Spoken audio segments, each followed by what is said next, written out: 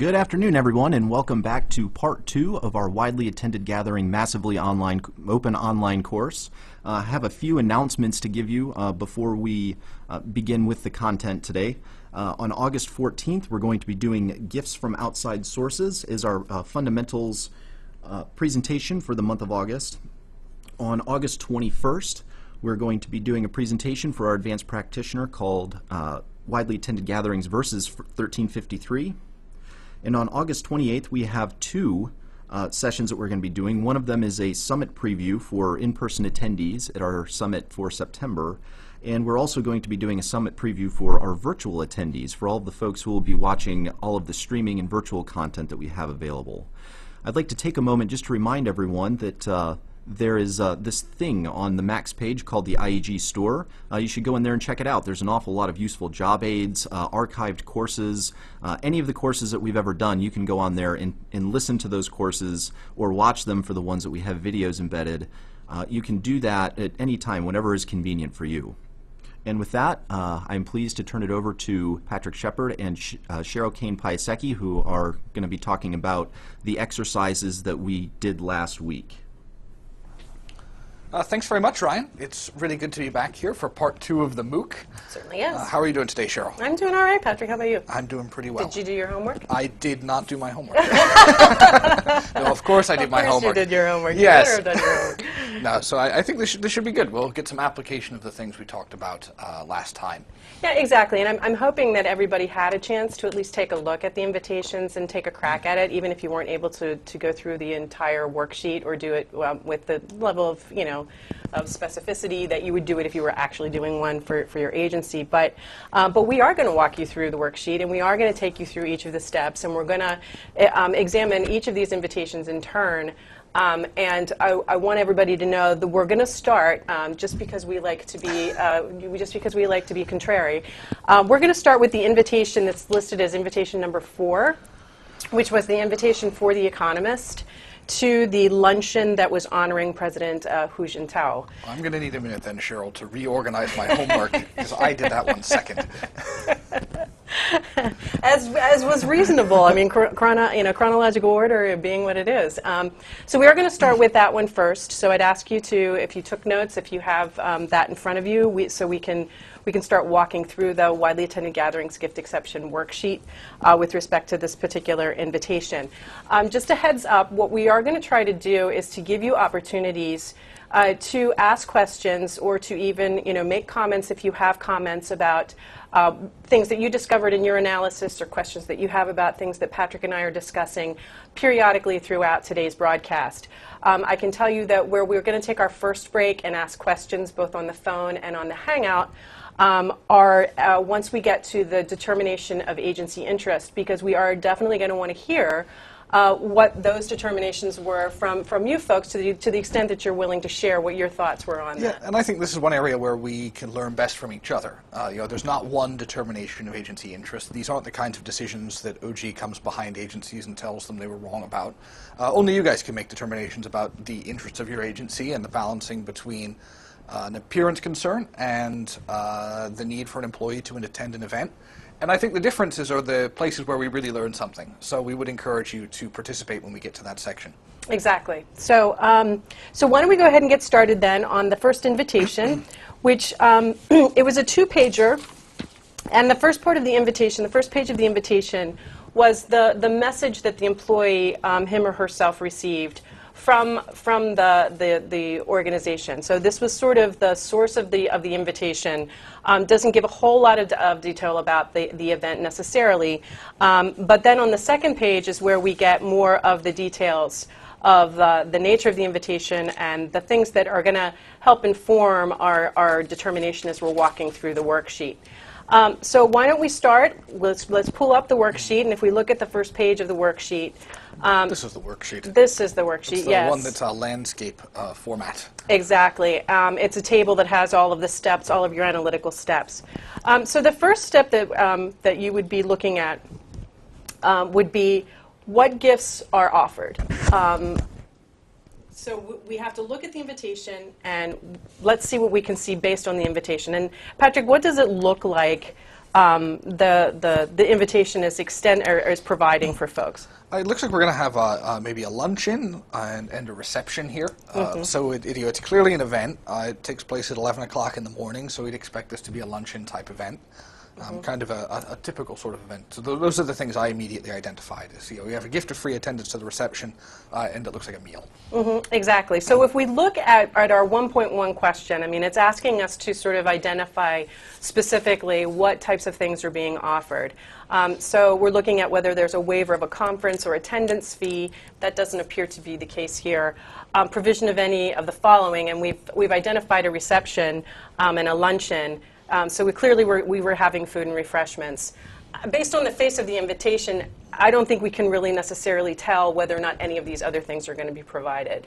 But we do know that there's refreshments. So I mean, we know that we know that falls we're within. at least in the University of WAG, and this is an invitation that's kind of typical. These are the things we often see when we have employees looking to go to events. And I think this is clearly one of those events. Okay, very good. So we definitely have a yes to that question. So then we're going to move on to question 1.2, just for the sake of moving on to 1.2, because we want to walk you through each of these so that you understand really the importance of checking these things and not just whizzing through it, thinking you've already answered that question completely. So at 1.2, we have to ask whether there are any other gifts that are being offered. And the types of things that are delineated here are travel, lodging, meals that aren't being provided to everyone at the attendance. event. Yeah, so if we have some supplemental meals, like we often find that there are speakers' dinners or things that take place after an event with a smaller subset of people from a larger conference. I didn't see anything like that here. No, there's clearly not anything that's involved here. And if there were, then we would obviously have to see if there was some other authority that would allow us to accept those things, because WAG does not allow it. So our answer to that question appears to be no. And I think just for the sake of completeness, I would like us to take a look at question 1.3. Because if we look at 1.3, it's saying, okay, well, do any other exceptions apply? And I think this is an interesting sort of like checkbox to double check, even if you've answered yes to like some of the things that you've checked off under 1.1 are checked off. Because when it comes to meals and refreshments, I mean, WAG isn't the only exception that you could ostensibly use for that, right? Yeah, we've listed some here, and some we have to use, like in the case of travel expenses or events that take place away from a duty station. We have 31 U.S.C. 1353 available. We have the Government Employee Training Act, which can apply. So WAG should not necessarily be your exception of first resort. But there are some others that you want to think about, and we make reference to those in the regulation and also on the form, so you can think about those first. And I mean, and in addition, within the standards of conduct themselves, I mean, there are exceptions within the standards of conduct other than the WAG that may be applicable and that, may cover the very thing that's being offered and not require you to go through a WAG analysis, because there's an equally valid exception that you could use. I mean, the one that most readily comes to mind, obviously, is the $20 or less exception. Yeah. So if you had, like if you were just going to have a basic sandwich kind of thing that was a spread that was being offered, why not? You might be able to use the $20. Yes. Especially if you have some light refreshments or a meeting where some small food is being provided. That happens a lot. You have coffee and donuts. You might even have an exclusion from the definition that applies before you get to the WAG. Exactly. Now, in our case, we've got a reception and a luncheon.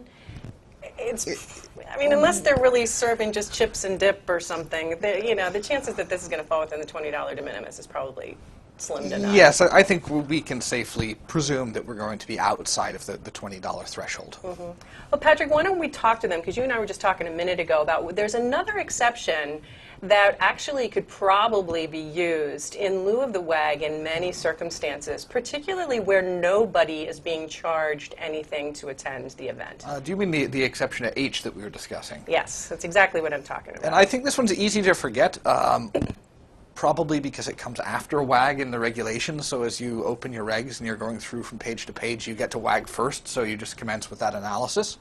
But the social invitations can be very helpful, but there is a criteria we need to be mindful of before we exercise that exemption. And that is that we need to make sure that the gift is not being offered by a prohibited source.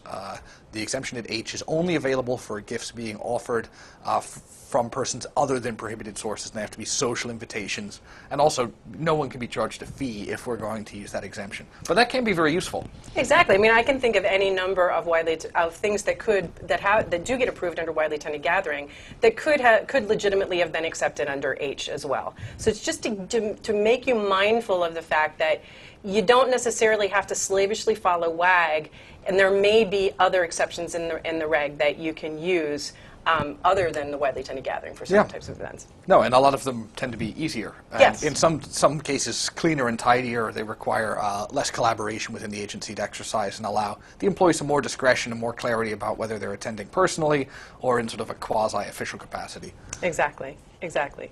So, in summary, then, what we've really discovered on this first part of the checklist is the gifts that are being offered are clearly food and refreshments. We think WAG is going to be the obvious choice for this because we think it's going to exceed $20. We don't have reason necessarily to believe that we could use H. So we're going to proceed with continue with our next step in our WAG analysis. So if you go to page 2 then, now we're fully in WAG, and now we're having to make some determinations about the nature of the event itself. Yeah, and this is really where you get into the meat of the exception. So if we look at 2.1, the question is this a widely attended gathering of mutual interest to a number of parties? And we've broken that down into sort of constituent parts that you need to check and make sure that these things are present in order to be able to determine if it's widely attended. The first one is, do we expect a large number of persons will attend? The second is, persons will have a diversity of views or interests that will be present. And then the third is opportunities for the exchange of views and ideas with a large and diverse group of persons in attendance, that those opportunities will exist. Now, the first 2 boxes in that, Patrick, are clearly, they come from the actual language of G2. Right. So those are straight out of the regulation. You have to satisfy them. Exactly.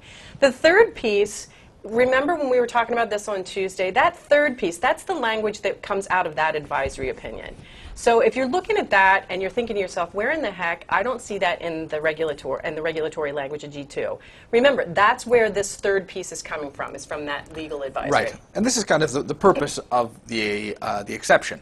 The reason that people can attend these events is because there's an opportunity for the exchange of ideas, because there's a benefit to the agency, to share ideas and views and to collect information. And if we don't have that opportunity, then it kind of doesn't make sense. Mm-hmm. So one of the biggest questions that comes into play here is what constitutes a large number of persons? Does the reg tell us what constitutes a large number of persons, Patrick? Is it 400 people? Wrong. No, it's not 400 people. It does not tell us. Why does it not tell us, Cheryl? I find this to be extremely frustrating. Well, why can't OGE have just given us a number? Well, I think it's because it is going to vary from case to case. I think it's going to vary depending upon the nature of the event. I think it's going to vary depending upon the universe of entities that could reasonably be expected to attend a particular type of event. Yeah, and actually, I've often taught this portion of the regulation that way. That we left some ambiguity so agencies can make a determination about what a large number of persons is for their industry. Mm-hmm. And I could never really think of an example where a really small number seemed to make sense. And we had a student in the class recently, and his agency regulates a very small universe of corporations. And you could have a representative from all of the major companies in that industry and still have room like in this conference room. A dozen people is pretty much the whole thing. Right. And for them, having 8 or 10 people in a room all from that industry that they have purview over does represent almost the totality of views in the industry. Mm-hmm. So I thought that was really interesting. They said they had some struggles with large numbers of persons, and some other people in the class, why couldn't you have just given us a number? The student said, I'm really glad you didn't give us a number, because for us, 8 to 10 is a lot. That's that's a plurality of the views in our industry. So that was kind of an interesting example. Well, and I think that's part of it too, and it's the balancing the actual quantifiable large group with the more qualitative notion of, do they represent a diversity of views? Is it adequately representative? Is it a representative sample of the universe of people whose voices should be, or you would reasonably expect to be present at that type of event. Right. When we talk about diversity of views, I think these ideas have to work together, because you can certainly have a large number. You could be at something like a company's picnic or employee awards dinner, Exactly. and there could be hundreds and hundreds of people there, but there's no diversity of views. All these people work for the same organization; they have the same views towards the government, so you might not get the diversity prong there. So you have to take them in conjunction. Right. Now, I think if you want some indicia of what OGE's thoughts were on what constitutes a large group, we do provide a number in the regulation.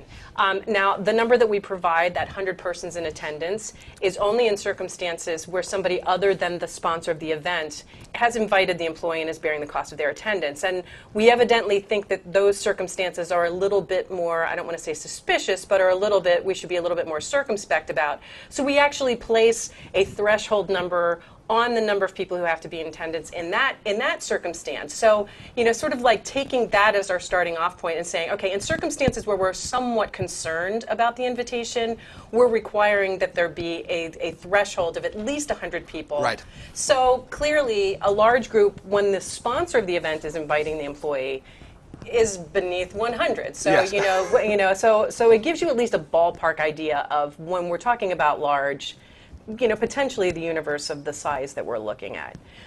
So why don't we look at our invitation, and what sorts of things should we look at on this invitation? That the invitation itself shows us that I think gives us some indication of whether or not this is going to meet that those large and diverse sort of qualifications. Well, we have a list of, it looks like, contributors and people who are collaborating on this event. And we can look at those organizations, and they're quite numerous. It looks like, we have maybe 10 or so. So we expect at least one person from each of these organizations will probably be in attendance. And you suspect when we see this that each of those organizations are allotted a number of invitations, so they probably extend to constituents or people that they would like to attend the event. So my guess is I'd be very surprised if we had fewer than 50 or 60 people at an event listing this number of collaborators on the event. Yeah, I would agree with you, and I think that's exactly it. If you can look at sort of like the number of organizations that are affiliated with the event, and sort of extrapolate from that. That also gives you sensibility about potentially diversity of views. I notice at the bottom of this invitation, too, they talk about, and we can talk about this in more detail in a moment, about how they declare that this invitation has sort of been cleared with the Office of Government Ethics, the House Committee on Standards of Official Conduct, and the Senate Select Committee.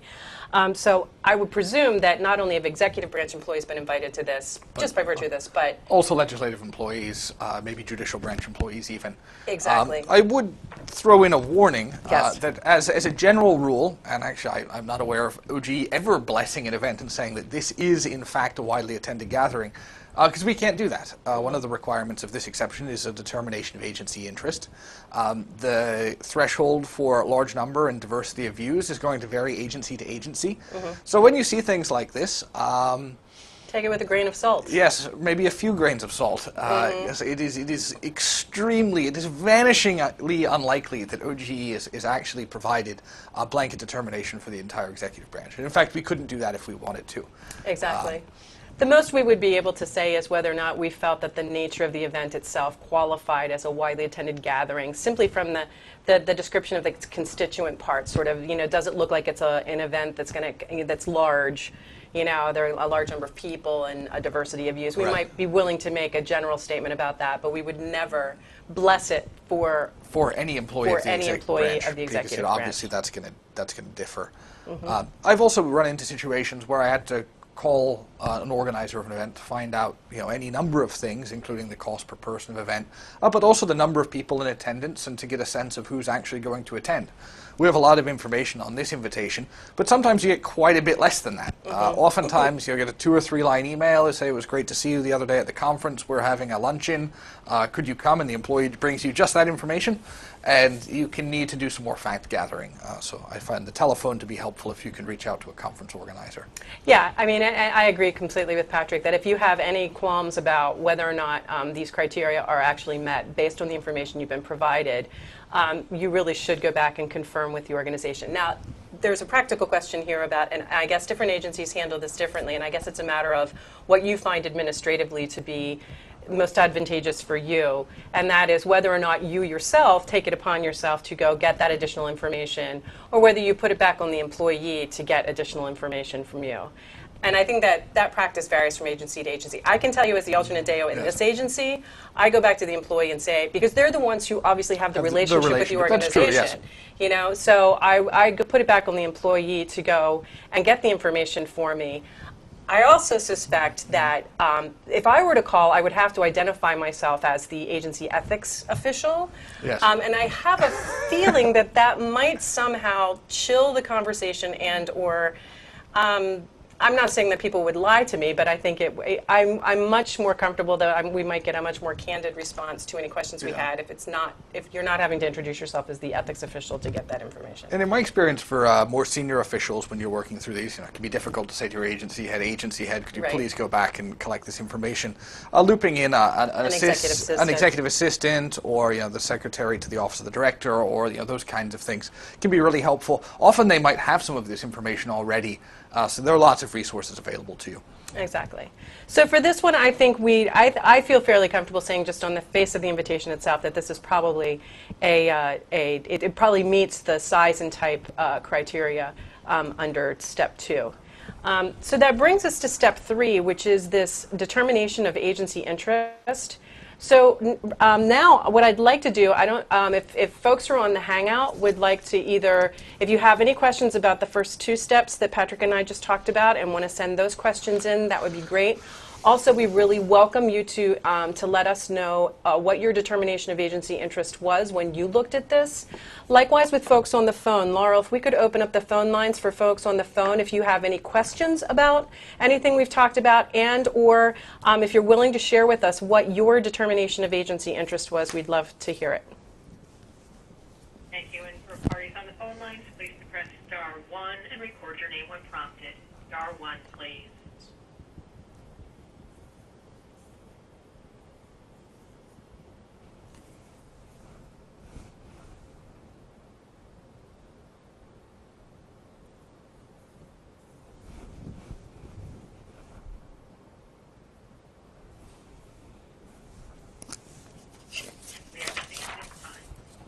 Okay. Okay. Determination of agency interest. Again, it's really not something that I can comment on it from the standpoint, I suppose, from OGE, which is to say that if we had someone in our agency who was being invited to this, I think it would probably be something that I would be inclined to defer to whomever the supervisor was of the employee who had been invited to this to find out to what extent they felt it was in the agency's interest for their employee to attend. And then I would take that into consideration when making my own determination about it.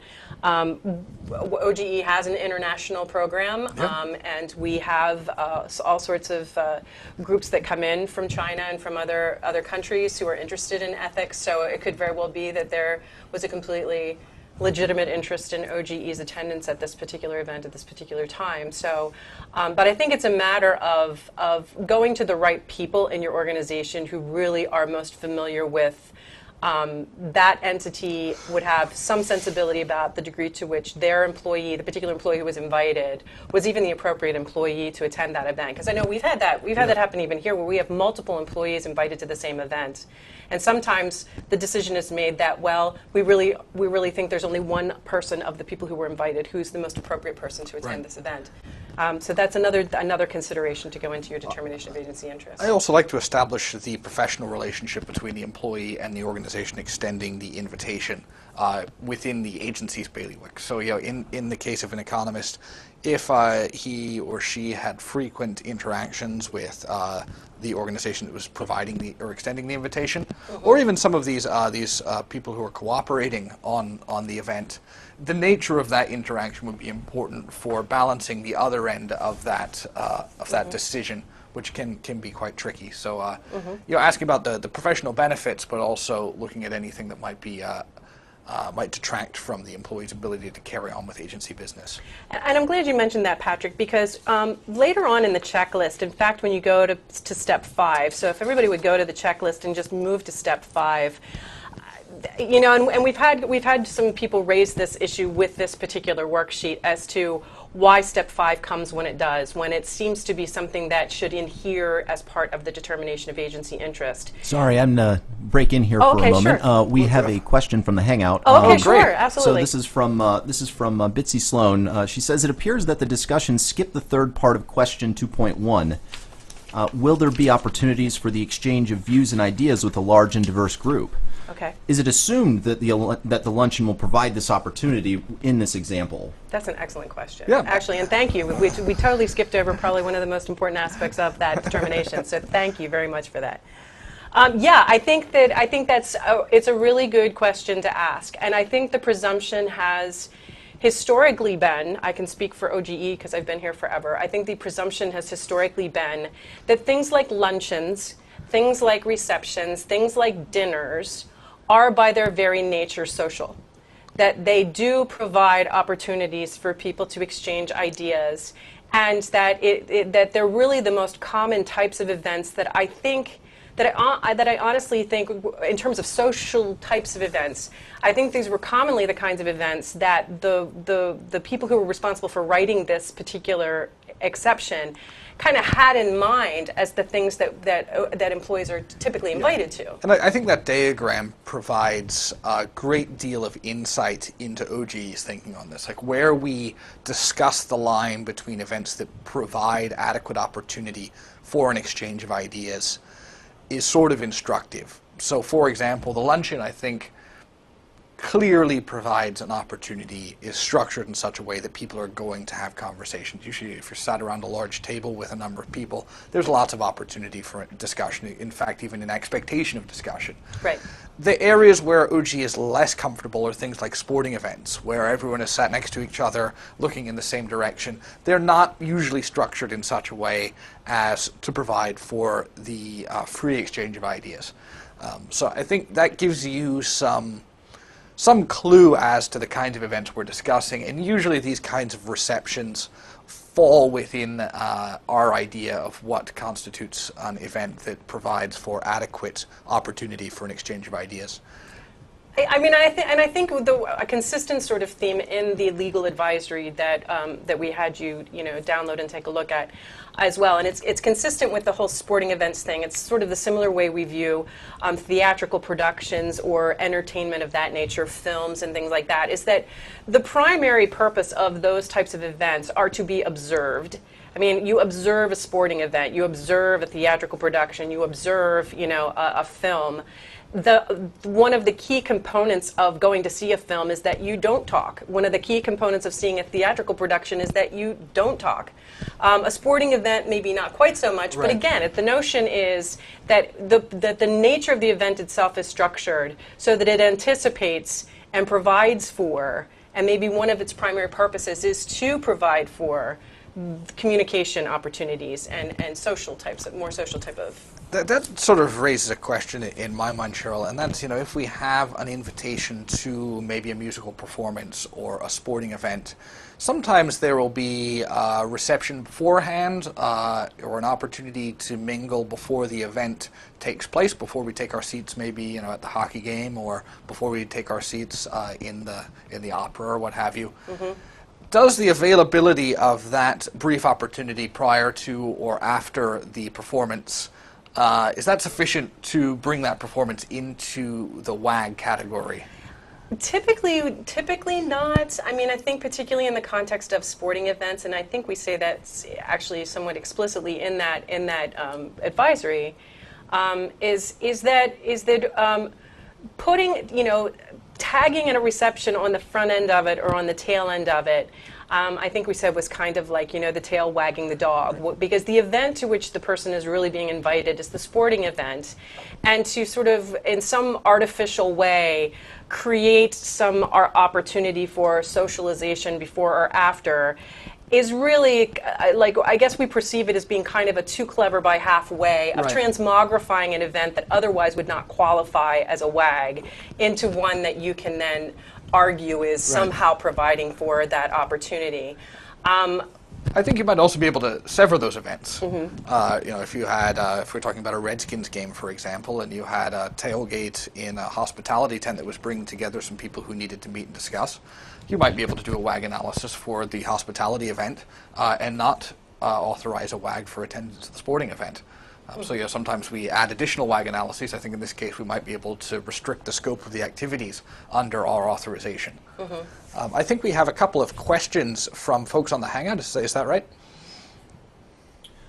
Yes, that's right. We've got a couple more. This one from Matthew Mernick.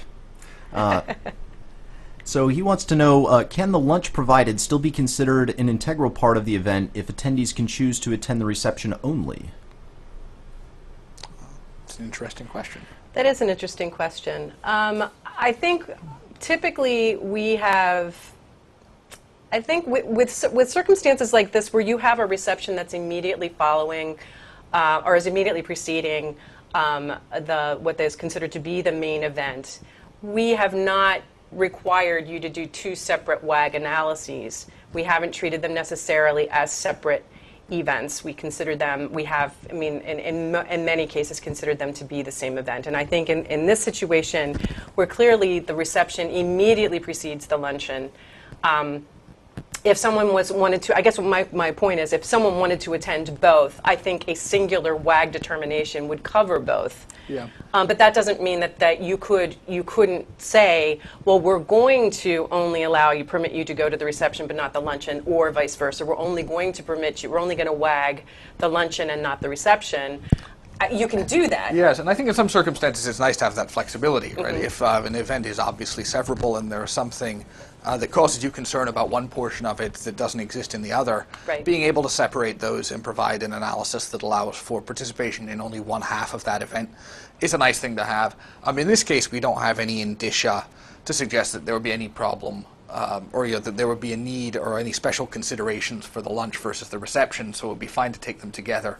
But like in the event of a musical performance or a theatrical performance, we might say, I will attend the reception but not the performance. So the severability can be useful to us as ethics officials.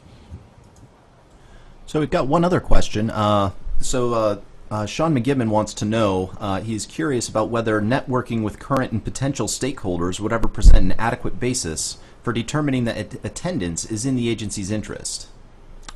Could you repeat that question for us, please, Ryan? Yeah, sure. He's asking if whether networking with current and potential stakeholders would ever present an adequate basis for determining that attendance is in the agency's interest. Well, that's sort of interesting, and I think this is one of those places where we kind of run out of road here over at OGE, because we're not in a position to tell you what is in the interest of your agency. Is it conceivable that an agency could determine that merely the opportunity to network with current and potential stakeholders is sufficiently in the agency's interest to outweigh any appearance concerns? I think absolutely. I think those are precisely the kinds of interactions that the WAG exemption contemplates. And further, there's always that balancing test. What is the reputational expense or reputational risk to the agency that would come with the attendance of the employee at this networking event? If you were going to a meeting with current and potential stakeholders and nothing was being provided, it wasn't being sponsored by anyone, it was just sort of a meeting, I don't, there may not be much to balance the scales against allowing an employee to attend. But that's really not something that we at OGE can decide for you. You really have to balance the benefits to the agency against the potential reputational risks to the employee and the agency. Yeah, and I think this is one of those things, this is one of those instances where it's really going to be context specific. So the context of who are these stakeholders that we're talking about, and what is the nature of their being stakeholders. Stakeholders how? Are they potential contractors? Are they potentially regulated entities? Are they potential, business partners? I mean, the nature of the stakeholding, I think, is obviously going to be a material consideration in that determination. And then, as Patrick was suggesting, the nature of the event and whether or not it's really an appropriate event where you would do that kind of networking, or if it really looks like, the employees being pigeonholed and that exclusive access is being given to a select group. I mean, and that would be the other thing too. Who's sponsoring it? Who's paying for it? Right. How did they go about making the selection of who was going to be in attendance? I think the identity you know, of the employee is also the identity of the extremely employee. important. If you have an employee who is maybe in your public affairs office or in some other outreach capacity to stakeholders, and the mere presence of relationships and contacts between that employee and external stakeholders is critical to their ability to function as an employee of your agency, then I think you can make a much stronger argument that merely the opportunity to go collect business cards can be of significant benefit to the agency. However, if it's an employee who doesn't usually have any interaction, oversight of, or policy-making role vis-a-vis these stakeholders, maybe there's not much agency interest. So I think it's a totality of circumstances situation.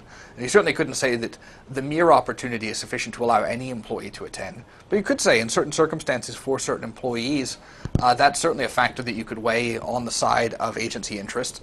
And if there wasn't a counterbalancing detriment to the agency, you could do the authorization. Because there's a risk determination that you're doing here, and Patrick mentioned it before, and I want to repeat it: a reputational risk determination that has to go into this, which is, are there any optics here that make us uncomfortable? And a lot of that's going to go to and reach to, and in fact, if we unless we have other questions on the Hangout, we'll move back now to the step 5, which again I think is something that really does need to be sort of pulled in under the umbrella of your determination of agency interest. So if we can get everybody to go to step 5. And this is where we're reaching to that other piece of the puzzle, which is who is the person who's being invited to this event? So if we look at question 5.1, it's does the person who extended the invitation have interests that may be substantially affected by the performance or non-performance of the employee's official duties? So here we're doing a kind of a nexus test, and this is kind of a risk assessment. Like, who's the employee who's being invited, who's inviting them and bearing the cost of their attendance, and what, if any, current things do we have going on in the agency that might be sensitive in nature, where it would be inappropriate for this employee in particular to be attending this? Like if you had a contracting officer, say, and they were invited to the Christmas party of a contractor they oversee, and maybe the diversity was going to purely come from subs on that same contract. I think you'd have a very hard time making a determination that that was okay, and I think question 5 would weigh heavily against finding agency interest there. So yeah, that maybe goes back to the question a little bit. So in question 5.1, we ask, if that is apparent, if there is this sort of concern that the person who's inviting the employee and bearing their cost has interests that could be affected by this employee's duties, then we have to do further due diligence, and we have to really be able to establish why it is we think that this person's attendance outweighs any concerns, any optics or any other concerns that we have about their attendance. And we get to 5.2. So we're saying, does the agency's interest in the employees participating in the event outweigh concern that acceptance of the gift of free attendance may or may appear to improperly influence the employee in the performance of his official duties? And here the regulation itself, and we include these on the worksheet, give you relevant factors to consider. Yeah. And they're good factors. Is the event important to the agency? So you can ask, is this event and the employee's attendance at the event of significant import to the agency and its mission? The nature and sensitivity of any pending matters. So if you have very sensitive matters that are pending before the employee that would affect the person extending this gift, that could be a very serious problem. And I think there are cases where if there were particularly sensitive matters, there's no way you would allow the employee to go to any event, offered by certain parties. The significance of the employee's role, so knowing who the employee is very important. The purpose of the event, the identity of other expected participants. And I think this is an interesting one, and I think maybe one that some agencies discount. There's a tendency to look only at the identity of the offerer of the gift. Right. But I know a lot of agencies find their interest lies not so much in being able to address the host of the event or the person who's extended the invitation, but others that might be there.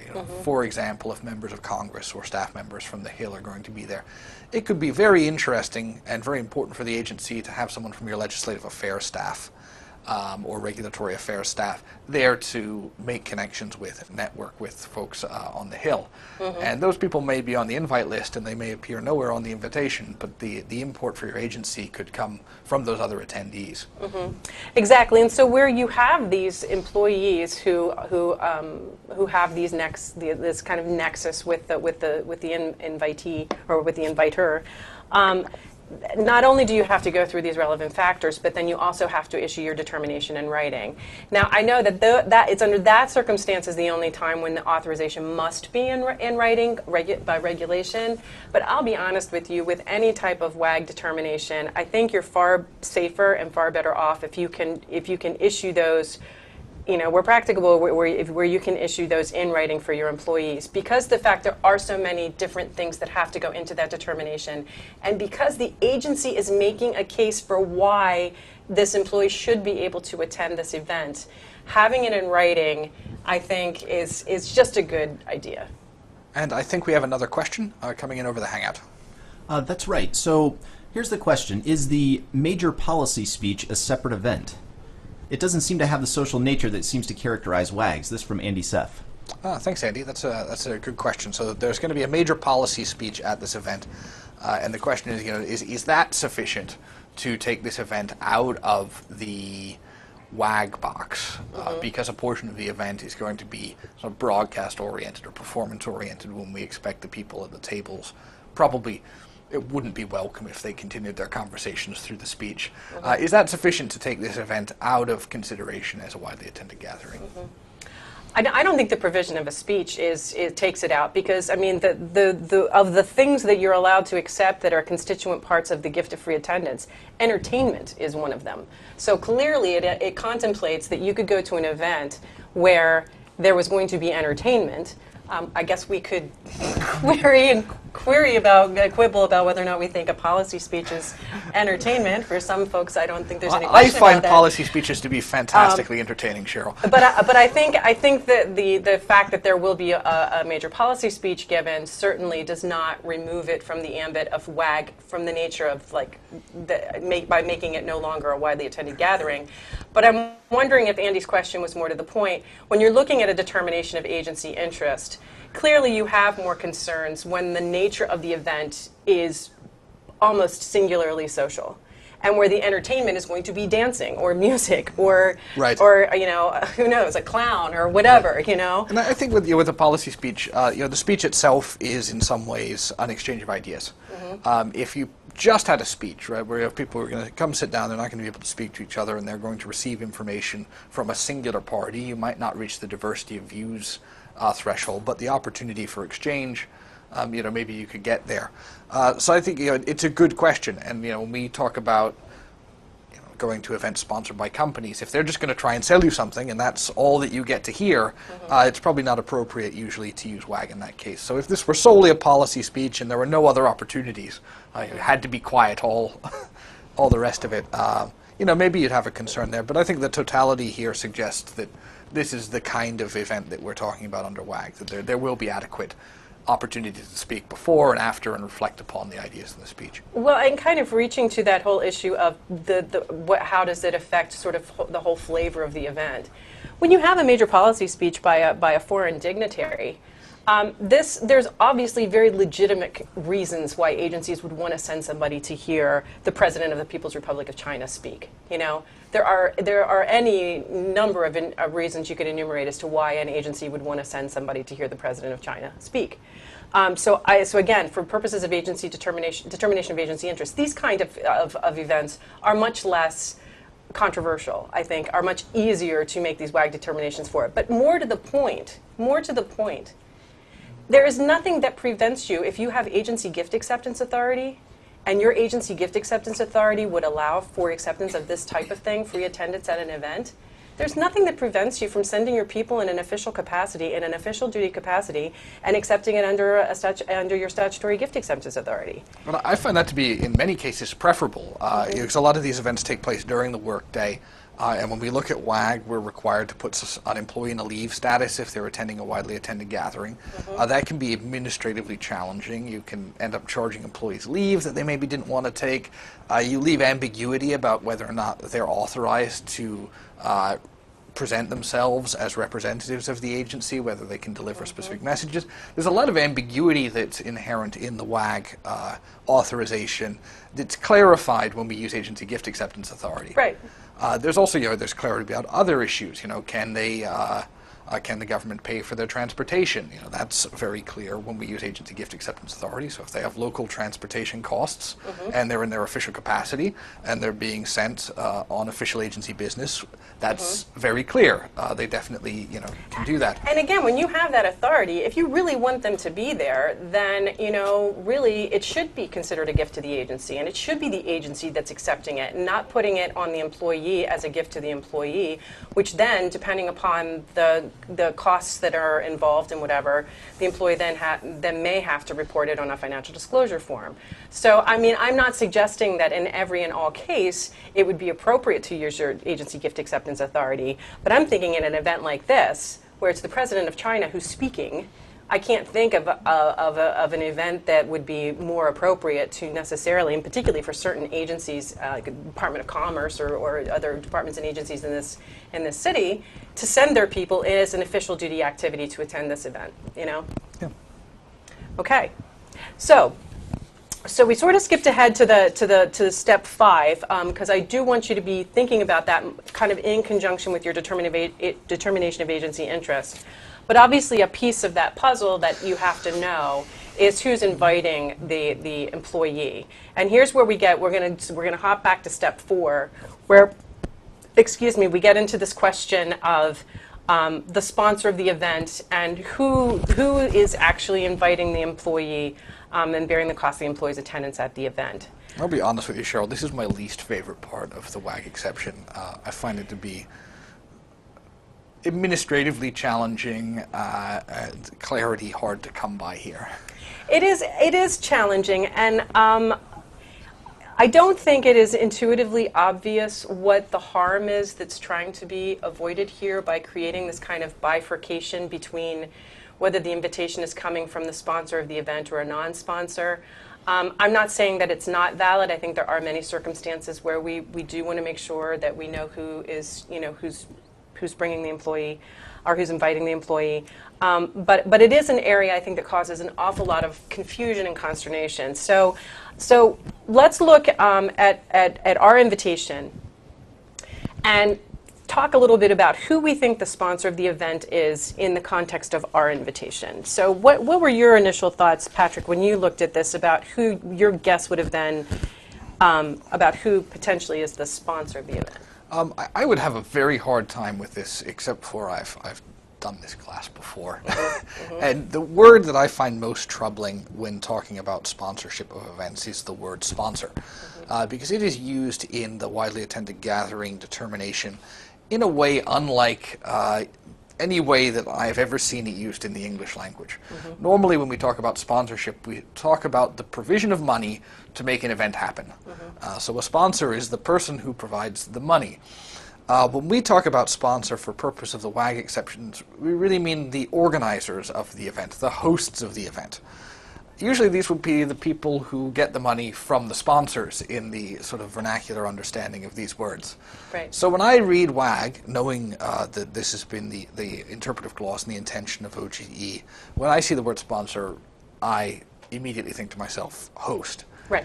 And given that, it looks like the U.S.-China Business Council and the National Committee on U.S.-China Relations appear to be the hosts, or for our purposes, sponsors of the event. Yes. I mean, I agree with you, and I think that when you think of sponsor, if you can substitute the word host in your own mind, I'm hoping that you'll find that helpful too. And really what we are talking about is we're talking about whether or not the entity has administrative responsibilities for the event.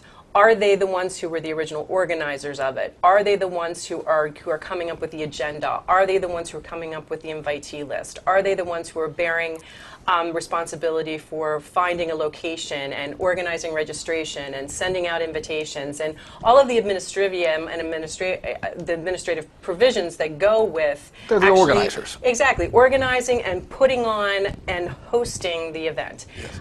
And you can have folks who maybe only have a part of that. They aren't necessarily responsible for all of it, but they at least have some of those functions. Sometimes you have like organizing committees made up of a number of organizations or organizing groups. Exactly. Those kinds of things. But that's what we're looking for. What we don't consider to be a sponsor for purposes of this reg is just deep pockets. Anybody who's simply contributing money and underwriting the event with money, whether that be through the purchase of tables, whether that be through, through just giving money to the organization and then appearing, their name gets on the invitation and gets on all the promotional materials for it. At the end of the day, if all somebody is contributing to an event is monetary support, they are not a sponsor of the event for purposes of this regulation. Yeah, I honestly don't see how people get confused with this. It's so straightforward. So when we look at our invitation, I think we can say without fear of contradiction that at the very least, the U.S.-China Business Council and the National Committee on U.S.-China Relations are hosts of this event, e.g. they are sponsors. Yeah. Okay? I think what comes into question is what does in cooperation with mean? Right. So these other entities that are listed there, They may have just delivered some money in order to get their names on the invitation. exactly. Or alternatively, they could be intimately involved in the organization and production of the event. And that's a factual determination we might have to make. In the event that this invitation was coming from the Committee of 100. Right. That's something we would have to determine. But who is this invitation from? I think it Exactly, that's what we need to look at, which email. is, on 4.2, our question at 4.2 is the cost of the employee's attendance provided by the sponsor of the event? And what that question really means is who's extending the invitation to the employee? Whoever's extending the invitation is the presumptive person who's bearing the cost of the employee's attendance. So in this case, we had that cover memo, which includes the message. And who does it look like the message is from? The President of the U.S.-China Business Council. And? And the President of the National Committee on U.S.-China Relations. Mm-hmm. Well, that's pretty straightforward. Yeah, so it looks like we definitely have...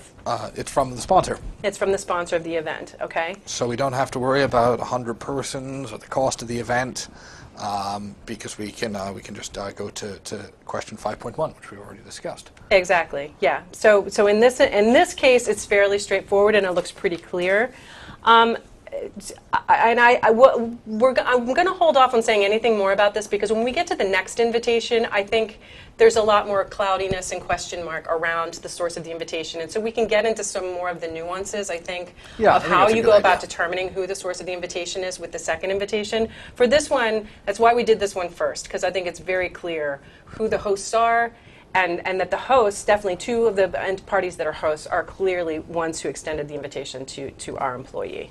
Should we check in on the phone and see if we have any questions at this point? Yeah, can we open the phone to see if we have any questions from folks who are on the phone lines at this time? Certainly. Once again, star 1 if you have a question or comment, please. Star 1.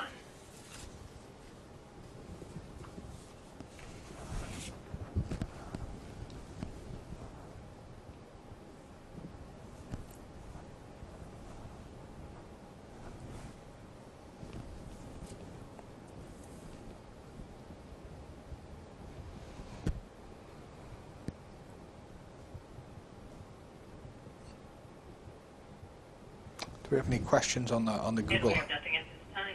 Great, Okay, thanks, thank you, Laurel. Laurel. Do we have any questions on the Hangout? We do not. Excellent. Okay. All right.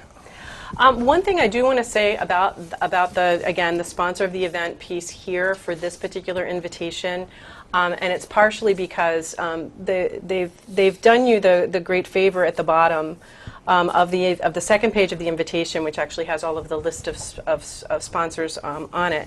At the very bottom, where it says that this was a cleared WAG with the U.S. Office of Government Ethics, et cetera, which we told you to take with a grain of salt.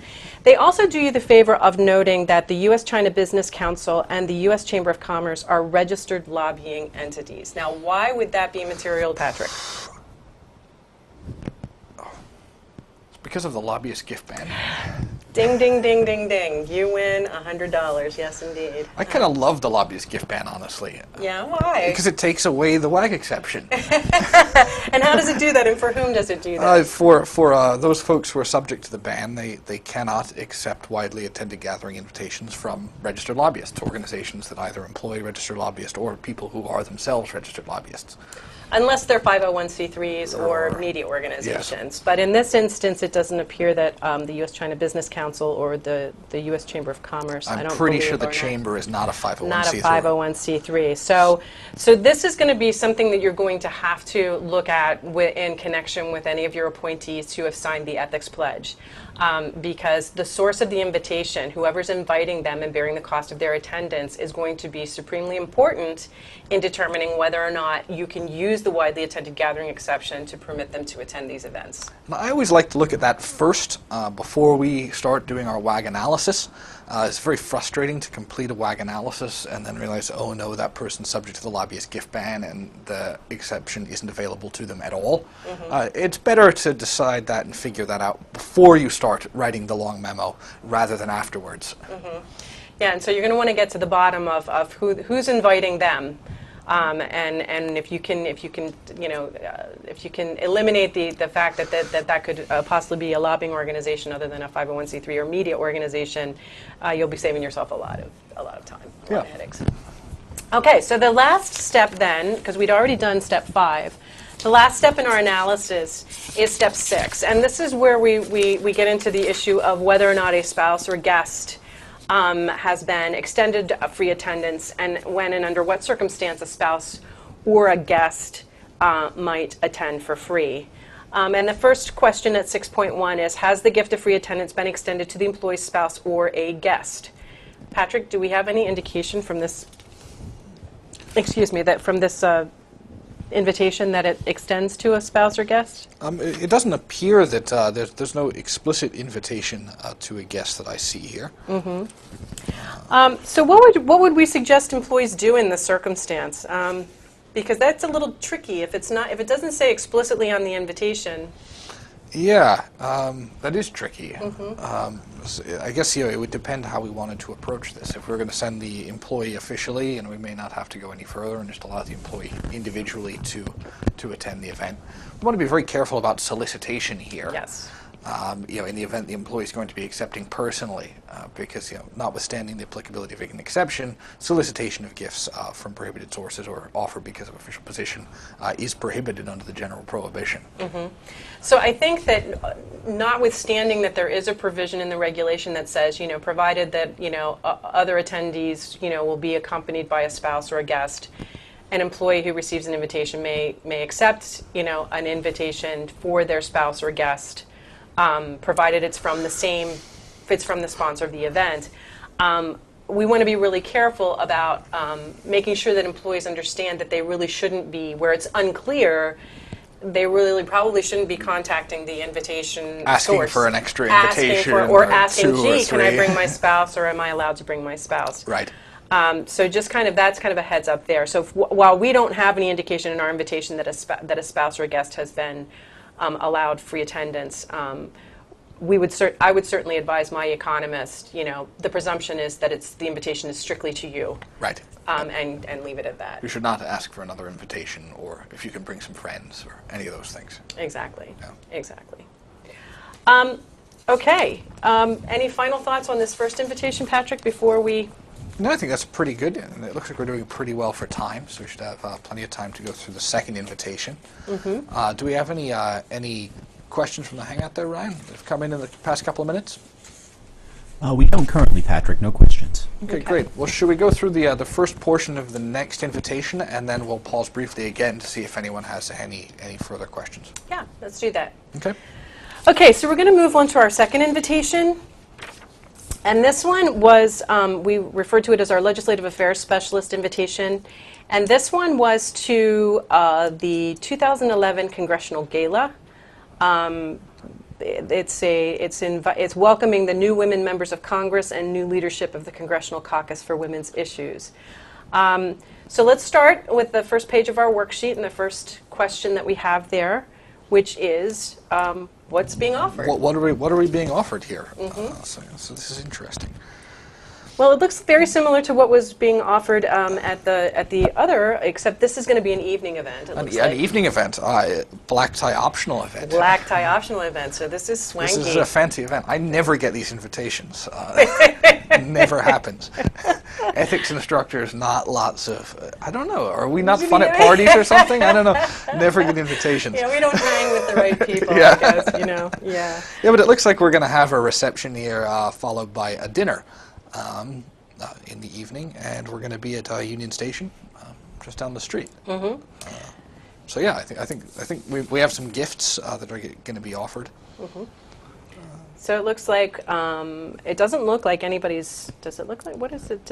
Do we have a cost of attendance here? It looks like we do. That there's a suggestion. There's an individual ticket which is $250. Okay. So presumably this invitation. Is not an invitation to buy a ticket, otherwise we wouldn't need to do a gift analysis because we'd be paying market value.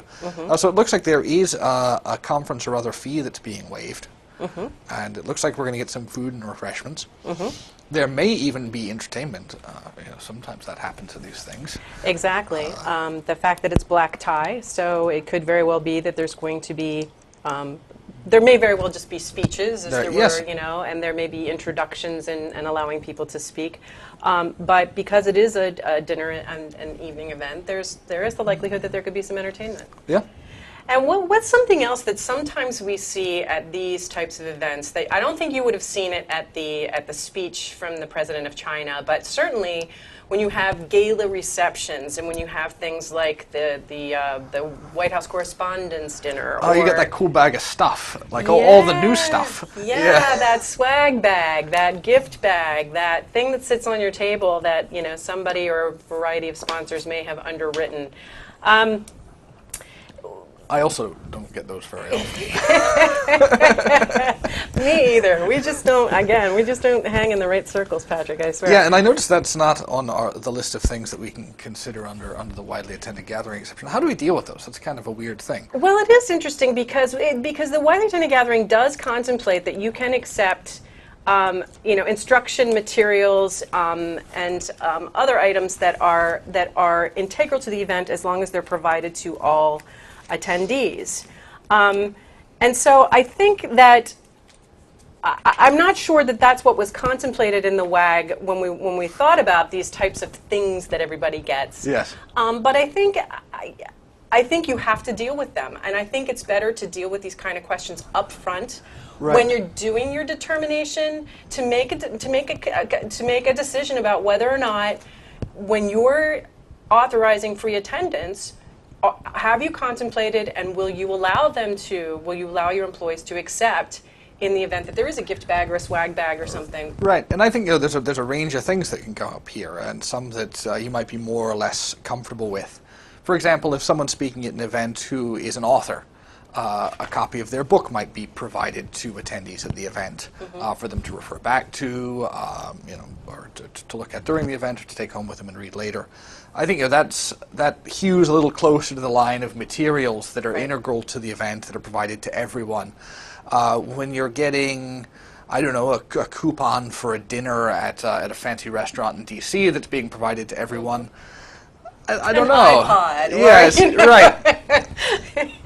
right. These sorts of things that are more maybe they're the product that's produced by one of the underwriters. Underwriters. We can't say sponsor because then we get confused. But one of the people who is contributing money to the event, they just would like to give you some of their product.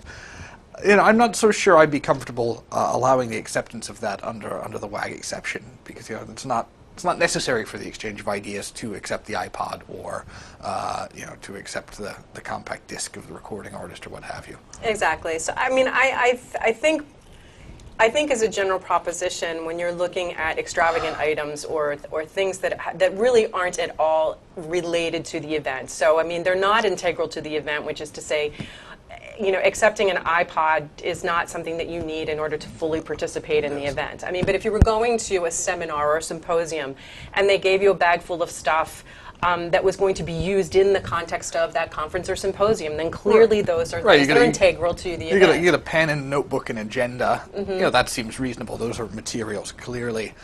When you get the jewel-encrusted keychain with the underwriter's logo on it, maybe less so.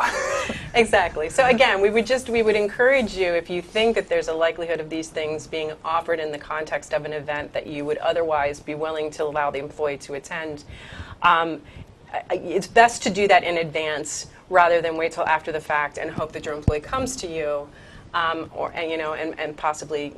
I think I recall recently that there was an event in D.C. and there was some media scrutiny Yes, of the swag bags. So this isn't a theoretical concern. This is an actual concern that you want to be mindful of. So in this case, we're not really sure. It looks from what, at least on the face of the invitation, we know it's a reception and a dinner. So we're looking at food and refreshments and possibly entertainment, and maybe a booklet that's a memento of the event or something. Okay. Is there anything else here that looks like it's being offered that in travel expenses, lodging, separate meals, entertainment collateral to the event? No, I don't see any of that. It looks like it's in town, so it's unlikely that we're going to be having any travel expenses. I don't see any reference to a speaker dinner that our Ledger Affairs specialist has been invited to. So I think we may just be looking at the main gala. Okay, so I think that what's being offered, I think, clearly falls within the ambit of free attendance, and it doesn't appear as though there's anything that would necessarily need another authority to be able to accept. So let's move on to step 2, which is here we're getting to the size and type of the gathering. Here we're making our determination of, are we expecting a large number of persons? So are we expecting a large number of persons, you think? Yes, I think there are a large number of folks, even on the host committee. There are a huge number of people. We haven't even gotten to the list of attendees, and there are a large number of names just on the invitation. So I think even if all of those folks showed up, we might have a large number of persons. Exactly. So what about expecting persons with a diversity of views or interests? I mean, clearly we have the legislative half folks. of the legislature. Most of the legislative branch evidently is apparently going to be in attendance at this. But what other indicia do we have that there are going to be other voices and other views present? Well, we have this dinner host committee where we have some people and organizations noted there. So there's Janet Mikulski from Pfizer, a pharmaceutical company, someone from the American Postal Workers Union, someone from a consulting shop, and something called Numora Holding America, which sounds like it might be some sort of financial services or investment company. So you have a corporation, you have a consulting firm, an investment company, and a union. Yeah, I think that's pretty diverse. Fairly diverse group And of half people of the there. legislature. And half of the legislative branch, and obviously much of the executive branch. Right. And now we also have these patrons too on the side here. If we look at these patrons. And that's, we have Bayer Healthcare, Johnson & Johnson. Again, it looks like we have some healthcare types of industry that's interested in or is underwriting this, or patrons of the event. So, I mean, I think just, again, looking at the face of it, I think we can probably feel fairly secure that it's going to be a large number. There's going to be a diversity of views. Yes. And so then we're not going to be remiss this time. We're going to touch on this third box. Will there be opportunities for the exchange of views and ideas with a large and diverse group of persons in attendance? Well, we have a reception and dinner. Exactly. And receptions are, kind of by definition, opportunities for an exchange of ideas. You stand around, have a drink, talk to the people who you think are most important in the room. That's kind of what we contemplated with the WAG exception. And usually at dinner there's an expectation you talk to the people sitting around you. You don't want to have dinner like I do, just look at your plate and shovel the food in. There's an expectation, I think particularly at a black tie event, that you should socialize and be friendly and cordial and engage in conversation. Absolutely. So very, very much similar to the determination we made under the last one, which is the very nature of these events are kind of traditionally ones where we associate with having an opportunity to communicate and to socialize and to mingle and network. Right. So I think that we can fairly say this qualifies, the size and type of gathering qualifies as a widely attended gathering. For sure. Yeah. Okay, so now we're back to our determination of agency interest again. So I want to go ahead again and sort of open up the lines, and if folks on the Hangout want to share thoughts they have about determination of agency interest here before Patrick and I chime in, we want to invite people to be able to comment or ask questions at this point. And Laurel, if we could open the phone lines as well, please. Certainly, and at this time, we do have a question from Roxanne. Okay, excellent. Hey, Roxanne. Hello? Try unmuting your line, Roxanne. Oh, sorry. That's okay. It happens a lot. Talking away over here. I just wanted to mention that, Patrick, I'm having just a little bit of a hard time hearing you, and I wasn't sure if everybody else was having that same problem. But I did have one question for you on the last WAG invitation. Mm-hmm. One of the sponsors, the National Committee on United States-China Relations, because they said the other two entities were registered lobbyists, I texted to use the National Committee on United States-China Relations with 501c3, and they are. Okay. And so sorry to take you back to this, but the invitation actually came from the National Committee on United States-China Relations. So I was wondering what,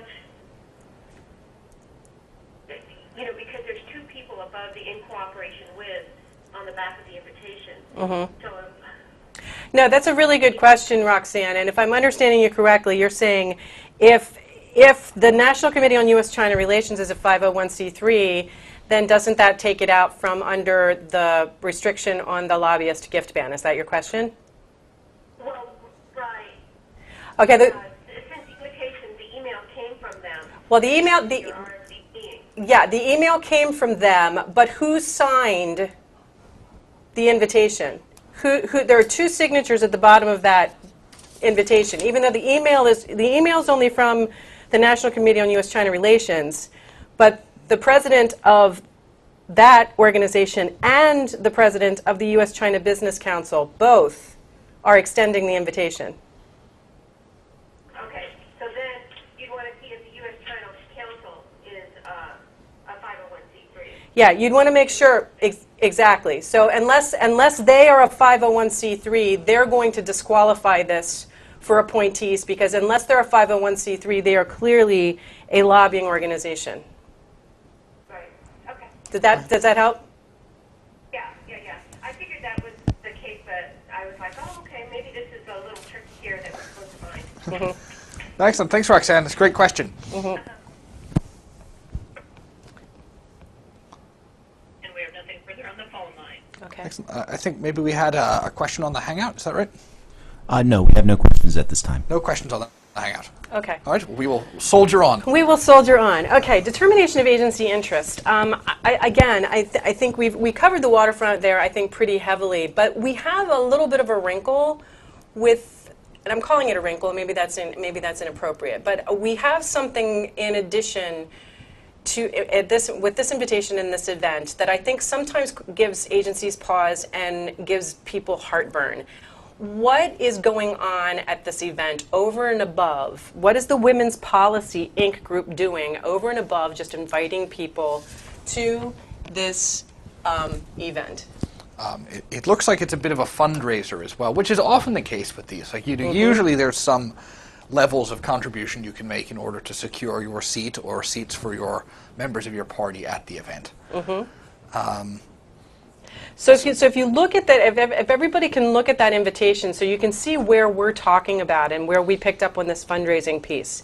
In the lower right-hand corner of that invitation, where you're filling in your name and your company and whatever, if you look at the bottom of that, in that teeny, tiny, impossibly tiny print, it says, please make checks payable to Women's Policy, WPI is a 501c3, contributions may be individual corporate labor from foundation funds, and are tax deductible as provided by federal law minus the fair market value of each dinner ticket, which is $162. So clearly, part of this is going to be taken as a charitable contribution to the Women's Policy Inc. Yeah.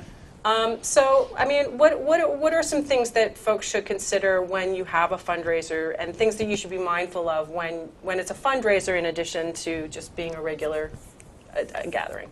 I think there are some concerns about appearances of agency sanction, about the employee personally participating in any of the fundraising activities, things along those lines.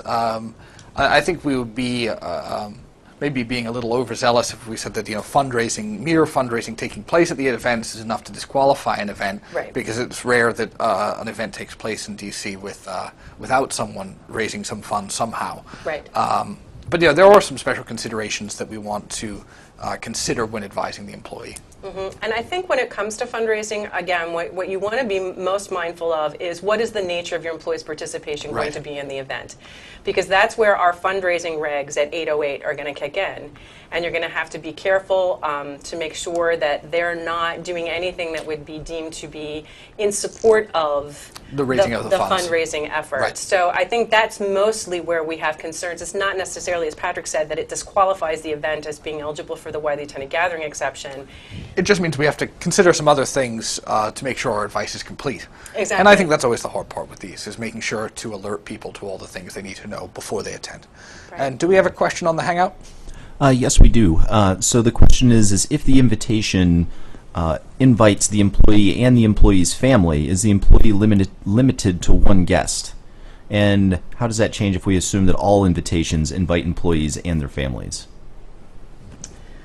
That's an excellent question. And That is a good question. I'm going to have to go back to the regulations. So see, we walk the talk. I'm not going to guess that. I'm going to go in and take a look at the regulation itself. I'll race you to G. You're going to race me to G. What page is it, Patrick? It is on page 578. Okay, for those of you who have these kind of booklets, if you want to go to page 578, for those of you who are using an alternative type of, is it 578, really? Yeah, 578 and 579. Oh, I have okay, I'm looking at 579. Okay, so I have page 579, but Yes, what we're looking 579 is where we find G6. G6 is where we're Yes. looking, folks. So if you want to get yourself to G6. Okay. It says, when others in attendance will generally be accompanied by a spouse or other guest. A spouse or other guest. It doesn't say anything about Singular. family or multiple guests, or I guess it wouldn't say multiple spouses because that's not legal, I guess. Okay, and where the invitation is from the same person who has invited the employee, the agency designee may authorize an employee to accept an unsolicited invitation of free attendance to an accompanying spouse or to another accompanying guest to participate in all or a portion of the event. So it appears to me, Patrick, on the face of this, we are looking at singularity, where it's singular guest. either your spouse or another guest. One. Yes. No, I think that's correct. And I'm looking at the examples, and they all contemplate only a single guest. But this is one case where you might you could possibly look to other exceptions, or also make sure that the general prohibition applies. Remember, even though you might have a gift of free attendance, that doesn't necessarily mean it's from a prohibited source or given because of an employee's official position. So if you have an invitation maybe between neighbors to a picnic or something like that, it may be the case that the person offering the gift isn't a prohibited source, and the gift isn't being offered because of the official position. Yeah, I mean, I think if you have any indicia that says that this gift is being offered to those other people completely independently of their relationship to the employee. We might be able to look at it another way. Another thing to remember here is the purpose of the widely attended gathering exception, which is to allow employees to attend events that are in the agency's interest. Right. So the opportunity for an exchange of ideas, for a discourse with stakeholders or other attendees, has to be in the interest of the agency. And we allow guests to attend because it is customary, because others in attendance will be bringing spouses or guests, like at a dinner or similar event.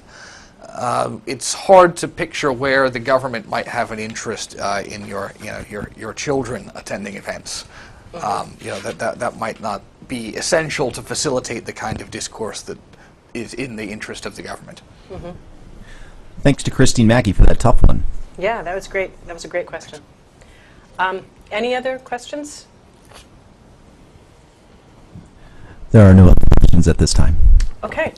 Okay, so then let's move on. Just have one. Oh, I'm just kidding. Okay. Oh, fantastic. Oh, wonderful. We have a question on the phone. Yeah. Donna, your line's now open. referring to fundraisers, I thought I saw you say, I heard you say, Section 808. Mm-hmm. And what section 808? It's 5 CFR 2635.808. 808. Yeah, that shame on me. See, Patrick, that's exactly. We use this kind of shorthand all the time, and we just assume people know what we're talking about. So thank you. So we're looking in the standards of conduct. It's a separate provision in the standards of conduct. It's subpart H. It's in subpart H of the standards of conduct. So we're looking at 2635.808. Because surely, Cheryl, there could not be another portion of the Code of Federal Regulations that ends in 808. No, exactly. But in our little sliver of the world, 808 means a part of subpart H of the Standards of Conduct. And this whole provision in the standards of conduct deals with fundraising in a personal capacity, and it reaches to whether it talks a little bit about fundraising in official capacity, but not so much, because that's exclusive to each department or agency, whether or not they have the authority to fundraise in an official capacity, so OGE can't really opine on that. So really the fundraising provisions in this section deal with the limitations on an employee's ability to engage in personal fundraising. And it talks specifically, in connection with WAGs, where this really can come into play and be problematic, is what it means to participate in a fundraising event. And so when you're looking at Section 808, you're going to want to look at the definitions of what constitutes fundraising, and in particular, you're going to want to look at A2, which talks about what constitutes participation in the conduct of an event. Because it's not just the literally soliciting funds and the things that we customarily think of as fundraising. It's also participating in the event in a way that looks as though you're lending support to the fundraising effort. So like standing in a receiving line, being at the head table or on the dais, with the people who are engaged in the fundraising activity. Even if you're not necessarily soliciting funds, there are certain things that you still shouldn't engage in that fundraising activity, so as not to even appear as though you're supporting the fundraising effort. And when we're doing our WAG analyses, it's important to remember those restrictions and to communicate them to our employees in the event we're going to authorize them to attend the event.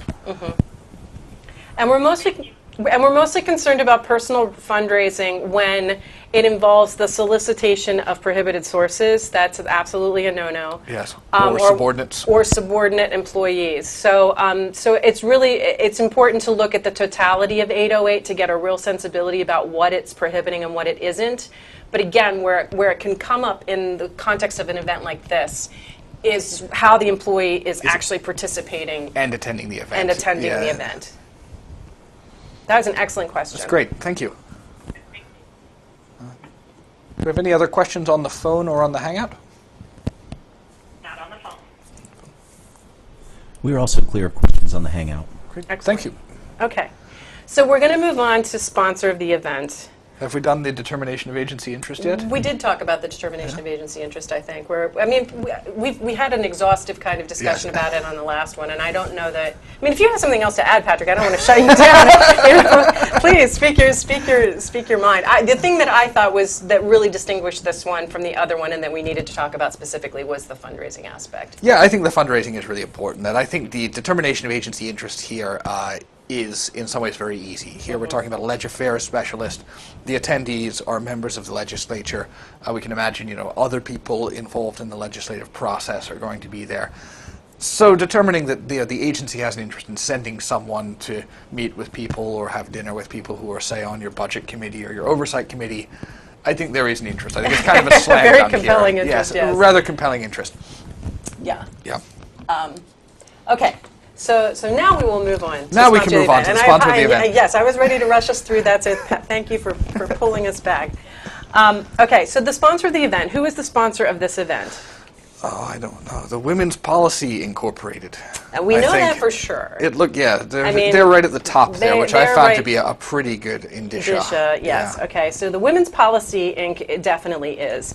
But we saw on this invitation, there are all these other people's and names. peoples and doing different things. And yeah, what's a patron? It doesn't say patron in the WAG in the WAG text of the exception. Although above it says the generous support of. So my guess would be that a patron for purposes of this event, is similar to a monetary sponsor. Right. Or that's what we would call them in connection with other events. Other than a host, someone who's contributing monies. Exactly, exactly. But how about this other group that you had identified before? Who, the dinner host committee? The dinner host committee, yeah. Whoever those people are.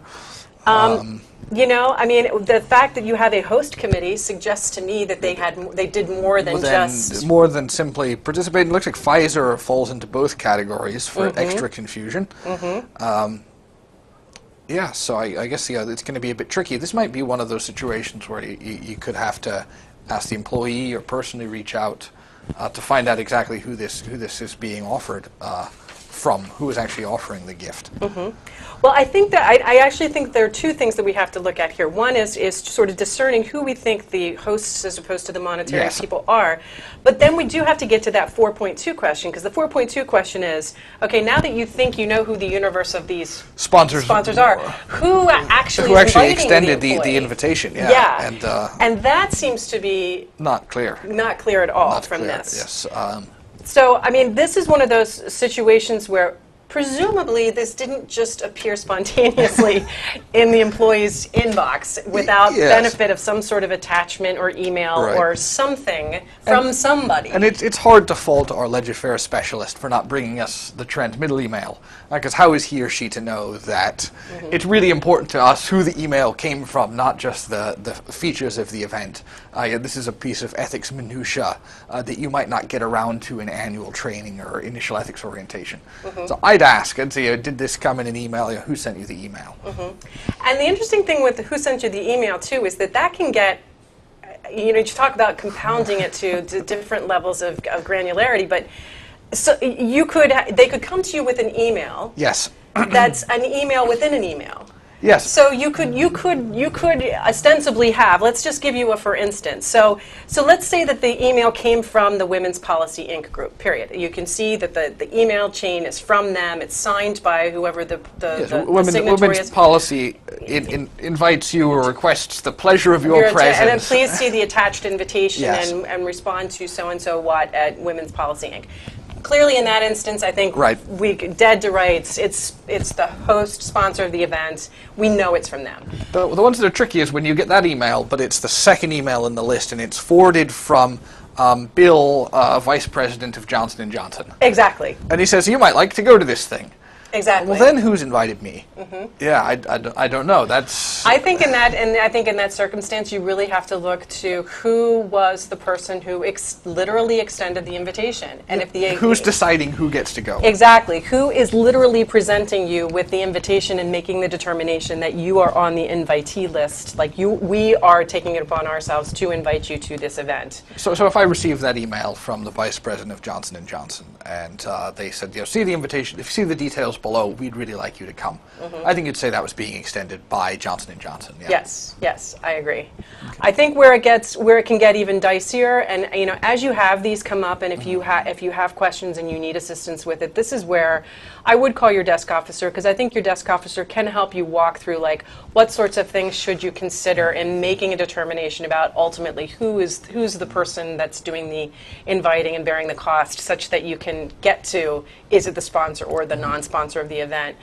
Because sometimes you can have umbrella organizations that don't exist but for just being hosts of this event. Of this event, yes. And they consist of a variety of different entities. Yes, organizations, companies, and whatever. So we've seen all sorts of flavors of invitations coming to people. So I would suggest we don't have enough information here to determine whether or not the invitation is from the sponsor of the event. So we would have to go back and ask the employee for more information. It looks like we have another question coming in through the Hangout. Yes, we do. So the question is this. Sometimes in the law we utilize presumptions to get us started. A person is presumed innocent, etc. Instead of starting with a blank slate, do we have the benefit of any presumption that an event is presumed not to be a WAG or not? No. No, I don't think so. No, I don't think you do. And yeah, I think it's an excellent question. And again, I go back to the purpose of the widely attended gathering exception. And the purpose of the exception is to provide agencies flexibility. And I don't think you can begin with the presumption that an agency has an interest in an employee's attendance. I don't think you could presume to revoke or remove the agency's discretion for exercising the exemption. So the indicia that we have that are factual, in the case of a non-sponsor, are factual. And you just have to have those facts, and they can only be one way. But in terms of whether or not something qualifies as a widely attended gathering, or whether or not an agency should exercise the exemption, or I'm sorry, the exception, I don't think there's any presumption that an agency should allow attendance, because the whole purpose of the exception is to allow agencies the discretion and flexibility. So it wouldn't make sense to decide that there's some default area where an agency should exercise its discretion. And I think the very fact that in a lot of these criteria for determining whether or not something is widely attended, it's a widely attended gathering of mutual interest to a number of parties. If we had wanted to make it a really hard and fast, it was going to be black and white, it was going to be clearly qualifies or doesn't qualify, I think we would have been a little less vague in some of the descriptors that we use, including the very fact that we didn't, for sponsors of the event, we didn't even create, we just said a large number, and we didn't even qualify that with an actual hard number. So, and you can see this even in our subsequent guidance. It's clear when you look at that guidance that even there where OGE comes close to drawing really bright lines, we still leave flexibility for agencies to find that they have an interest in someone's attendance to allow them to go to certain kinds of events. And that's because the whole purpose here is to provide flexibility to agencies that cannot rely upon their agency gift acceptance. So if you don't have agency gift acceptance and you really need someone to go to an event, it's not really our business or the business of the rule to tell agencies where they can find their own interest and where they can balance factors. The role of the WAG exception is to provide you the factors that you should be balancing, should be considering, but not to make presumptive determination about whether or not someone should or should not be able to attend. Now, and I have to say, I do think that when we wrote this regulation, we had certain types of events in mind. For sure. I mean, there was no question. We had certain types of events in mind. And we understood the nature of, frankly, I think it was primarily a Washington, D.C. type of exception, understanding the way that business operates in Washington, D.C. and the types of events to which government officials in the D.C. area are typically invited and that are customary, and that do require some judgment and the exercise of some judgment, but we could not give you a litany, an entire sort of exhaustive list of precisely what that universe was going to look like. Yeah, and I think the question that we received on the Hangout is a very good one, but maybe comes from a misapprehension of the role of the gift exceptions and the WAG gift exception in particular. Sometimes when we talk about restrictions in the ethics provisions, we're talking about constraining employees where they have a right on the other side of that rule. No federal employee has a right to attend these events if they're offered by a prohibited source or because of their official position. The acceptance of a gift is not a presumptive right for federal employees when they're covered by Subpart B. So the exercise of an exception cannot be presumptively required. So when you tell an employee that the agency doesn't have an interest in their attendance, you're not telling them that you're not constraining their right as a citizen to to go to an event or to accept a gift. There's broad authority to restrict the acceptance of gratuities. Exactly. Yeah. That's a very good question. Before we leave the sponsor of the event business, though, because we haven't had a chance to really delve into the 100 persons in attendance and the market value of the gift, let's, for purposes just of getting through the remainder of this exercise, let's assume for purposes of this step 4 that the invitation has come from a non-sponsor. Okay. So we're going to have to go to 4.3, and we're going to have to say, do we think more than 100 persons are expected to attend the event? I can count nearly 100 people on the various committee chairs. Yeah, I think that's just a really interesting. I think it's a fairly self-evident thing just on the basis of the invitation. I think we've met 100. The next question is a little trickier. Is the market value of the gift of free attendance $375 or less? So the question becomes, how do we ascertain what the value of the gift of free attendance is? I see 2 numbers here, Cheryl, on the invitation, and I'm not sure which one to use. So in the teeny tiniest of type down in the bottom right-hand corner, we say the value of each dinner ticket is $162. That's if we back out the required donation to Women's Policy Inc. And then over here we say the one ticket to the dinner and the reception is $250 for an individual ticket. And then we have all these other ones, you know, the 5 tickets for $2,500. Are they getting more expensive as you buy more of them? So how do we figure this one out? Well, it is, and this is, and we see this a lot, and it is a bit of a complicated recipe here. But what does OG typically say about when you are issued a ticket?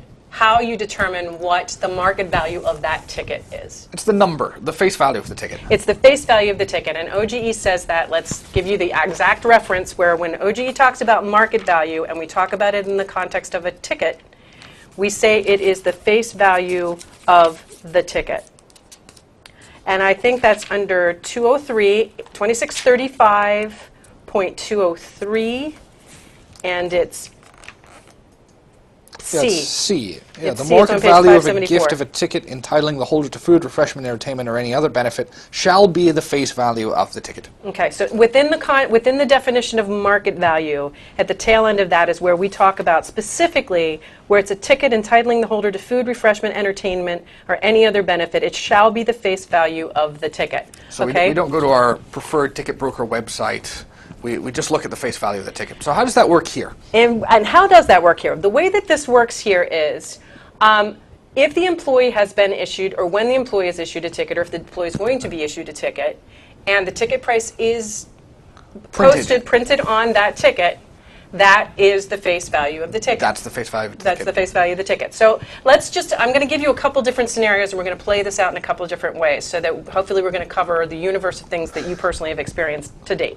Okay, so let's say for argument's sake that your employee got invited by somebody who was one of the $25,000 patrons. Okay, so they got a table. Okay, Yep. They paid 10 tickets. $25,000. They got a table with 10 tickets. And your employee got one of those 10 tickets, okay? If the face value of the ticket that your employee gets, if your employee gets that ticket and that ticket has a dollar value printed on that ticket, that's the face value of the ticket. That's the cost of their attendance, okay? That's the cost of their free attendance. No matter what that says, that's what it is, okay? So there says $250, but the person paying for it actually paid like $2,500 a ticket. We don't know that. Right. And we don't care. Well, they get all sorts of other stuff too. So Well, yeah. but the issue is if the price that's on the ticket that they get, whatever Says- that face value says $250. Say. then that's what it is. Okay. Let's say that the ticket they get doesn't have a price. No on tickets. It. There's just not a face value on it.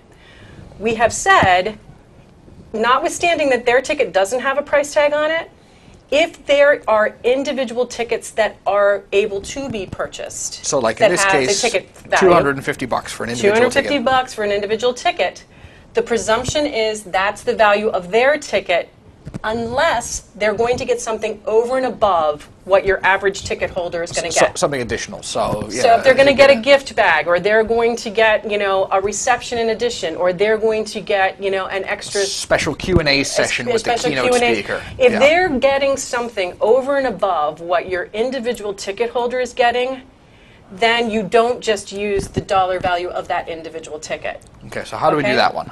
Okay? So in this one, it would be $250. $250. It would be $250 So yeah, there are a bunch again. of chairs. A chair costs $250 for our employee. If they're all the same in terms of the experience, we don't. We don't. We just say getting a chair for the employee would cost them $250. So the value is $250. And that's what we're saying is Yeah. if in effect by sitting at the patron's table you are getting the same rubber chicken and you are basically just getting another chair, it's just you happen to be sitting at a pre-selected table of people, the value of that experience is tantamount to $250 because you're not getting anything in addition. Okay? Okay, now, the final one, which is I think happens, I don't know if it happens as much, but it used to happen all the time, which is where there are no individual tickets for sale. Right. They only sell tables. Right. There are no prices printed on the tickets to the tables. Right. In that instance, we would go back to a former analysis that I think we used to use more consistently, which is there, the only thing you can do there is to take the value of the table, what the company paid for the table, And divide it by the and number of divide it people by the sitting there. number of seats at the table. So in this case, if we didn't have individual tickets, say we only had the patron level, Right. all tables of 10 were being sold at the patron level. We would say that that's $25,000 to become a patron. You get 10 seats at the table. So the value of a seat at the table in that case would be $25,000. It would be $2,500. $2,500, yes. Should never Yes. do math on Yes. that. Yes. Math in the afternoon is always a bad idea. Yes, that's what we would do. $2,500, yeah. Again, but that's only If there's no such thing as an individual ticket. there's no such thing as an individual ticket. Okay. Now, having said all that, what about this squirrely little $162 market value of each dinner ticket is $162? I'm not sure for $162, if I have $162 and I walk up to the women's policy and can I hand it to them and say, can I come to your event? They will tell me no. Exactly. So that can't be the value of the So seat. it's not the value of the seat. Yes. The value of the seat is what it costs to purchase that ticket. To And get in there, to sit get in the there. chair and eat the bad food. So even Or if part good of that food. can be taken as a tax deduction such that it devalues the actual value of what you're getting, that's immaterial to us in terms of our valuation of the cost of attendance. Okay, great. Okay? Does anybody have questions about that? Because we took you through some, advanced algebra or something there. Yeah, I'm tired. As a reminder, to ask a question, please press *1. And do we have any questions on the Hangout? We don't have any questions on the Hangout. Excellent, thank you. And no questions on the phone? I do have one question. Oh, Okay. great. Our first question today it's from Daryl. Daryl. Go ahead, Gerald. Yes, just in the question on the valuation of this ticket, and again, determining upon who actually invited the person. We're talking about the $25,000 patron table, which was a patron.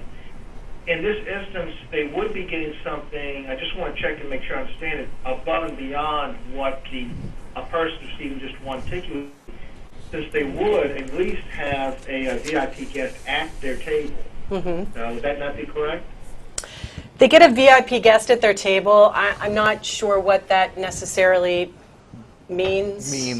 And if it means anything to the person who's being invited, I think that's a bit of a marginal case. That would be kind of a tricky determination. It's much easier if they're getting something different temporally. So there's something extra at the beginning or the end or a special meeting area. Having the opportunity to have dinner with a better class of attendee. Where it does raise hackles for me and where it does cause me concern is if the VIP is your employee. If the VIP is the secretary of whatever, or the assistant secretary or whatever, if your employee is being invited by the patron because they're going to be the VIP at that patron table, then I might have a little bit of heartburn with that because they become sort of like the thing that's drawing and maybe in the patron's mind made it worthwhile for them to have purchased the $25,000 table. And so it's in instances like that, I think, where we do have some concerns about the extent to which the employee is kind of being exploited for certain purposes. But I don't think that lends a different value to the chair. The chair. Yeah, I think we're looking at something a little. I mean, I think the place where we would abandon the face value of the ticket would be, if there was literally a different kind of event, or the event itself would be distinct in some way. Or you're getting tangibly. You are getting Yes. tangibly getting more. You're getting something more than the folks who are paying the single cost. And I think if you have questions about that, like as you have an actual event, like here, it's not clear to me that there really is anything additionally, like materially being offered to the people who sit at that table, other than this undisclosed VIP. I mean, it might be worth your while to inquire. I mean, when we talk about a VIP guest, what exactly are we talking about here? And is there some other opportunity that Yes, will there is be attendant with that? Will that you know? person be providing a special performance to people seated at the table? Or be giving, the VIP guest itself is somehow providing some other sort of tangible benefit that other folks aren't getting. But merely having a particular person sitting Or at a the table. celebrity at your table, I'm not sure that that's sufficient to say that the value of the ticket is over and above that of the regular seating. Yeah, but that's a good question. It's an excellent question. And these are kind of tough calls sometimes, too. Yeah, and I think these exist on a spectrum. Yeah. There's not a bright line determination that the person sitting at the patron's table is getting something that's materially different from what everyone else is getting. And that you might just have to take sort of a preponderance of factors and make a call. And again, this is only important if we're receiving the invitation from a non-sponsor. Right. That's a very good question, Daryl. Yeah, so thanks for the question. And our next question is from Adam Bender. Hey guys, I'm going to tell you up front, I'm a student trainee, but I've been asked to sit in and ask a question. This That's seems awesome. a good time for it. The question I have is, if the event is being offered for free and there's no way to get a market value on it, is that still considered a gift at this point, like with the sponsors and things that are going on? Or is exclusivity going to be a factor in that, as far as who can attend, and kind of both ways with just the WAG in general, and then for this particular situation with the patrons as they are offering the ticket? Does that make sense? Yeah, let me make sure I understand. So if no one is paying to go to the event, do we have a gift? And then the other question is the guest list or the ability to attend the event material to that determination? So I guess could we draw a contrast between those events that are free and open to the public and events that don't require a cost of any attendee but are not open to the public? Is that kind of where your question is? Yes, sir. That's about right. Okay. Okay. Well, I think, again, we have to look at what's being offered at the event. So just because nobody's being charged a fee, because if you remember back on our first invitation to the Hu Jintao speech, there was a reception and a luncheon, and no one was being charged to attend that. So that was free to all attendees. But clearly everybody who attended that was getting something of value. So we want to look at what is actually being offered to attendees at this event. And in this case, even if the attendees were being allowed to attend for free, they're getting a reception and they're getting a dinner. So we're looking at food and refreshments, all of which have a dollar value. So from the standpoint of just because nobody's charged a fee, that doesn't mean that they're not receiving a gift. Yeah, absolutely. So you don't have to be selling tickets to an event for it to qualify as a gift. And the way we would value that usually is we ask, what is the cost? Right. Right. Not necessarily to the people in attendance, but the cost to the people who are putting on the event. And there's always a cost. There's always a number that encompasses the venue, rental costs, the refreshments, etc. And if you take the total, divide it by the number of people in attendance, there's your value if there's no other way to get there. Yeah, and if you are in a position where nobody's being charged a fee to attend, but it's coming from the non-sponsor, so you do have to come up with a valuation of what's being offered. Right. You do have an obligation to go to the sponsor or to go to the host of the event and to get them to give you some sort of valuation, a per head valuation. Yes. For that event. And they certainly have the ability to do that. They know what it's costing them. So you would have to go and do that. Yeah, but the fact that no one's being charged doesn't mean that we don't have to do a gifts analysis. We're still receiving a thing of value. The other thing is if you're receiving, you have an invitation to an event where no one is being charged, and it's not from a prohibited source, you can look at 2635 204H, maybe in lieu of the WAG determination.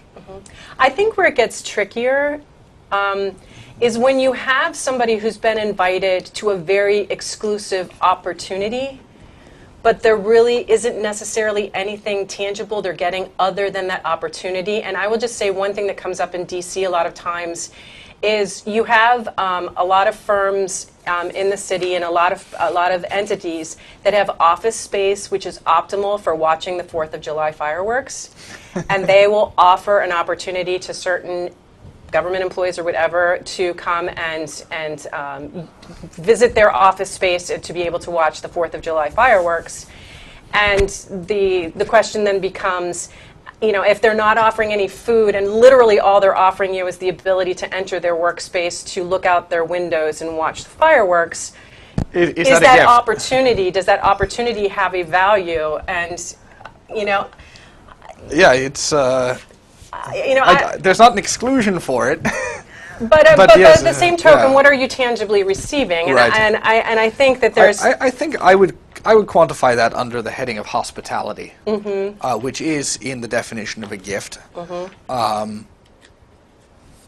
The question becomes about, how you would evaluate it, but you might not have to, because typically it's only going to be from the it's going to be the person who's sponsoring, Right. who has the space, who's going to extend you the invitation. So, often we don't even have to get into the question of what Right. the value is, but then we get into the question of whether or not you need to do a WAG determination at all. At all. I think it's probably wise to do so. I think Yes. if for no other reason, because you need to establish why it's in the agency's interest for your employee to go to watch the fireworks fireworks. either with a prohibited source or with somebody who's extending them the invitation Right. because of their official position. Yeah. So I would argue do a WAG analysis just so that everybody's clean and clear and you've done your due diligence. For sure. Okay. Do we have any other questions? Okay, thank you. Great, thank you. And I am showing no further questions at this time. Great. Okay. All right, so so we would move on to step 5, and we would look at whether or not there was any conflict or the appearance of a conflict, depending upon who was inviting the employee and who the employee was. Right, so we have our ledger affairs specialist, and we'd have to determine whether or not whoever is extending this invitation has interest that would be affected by his or her duties, which is just a factual determination, and then there's a balancing test.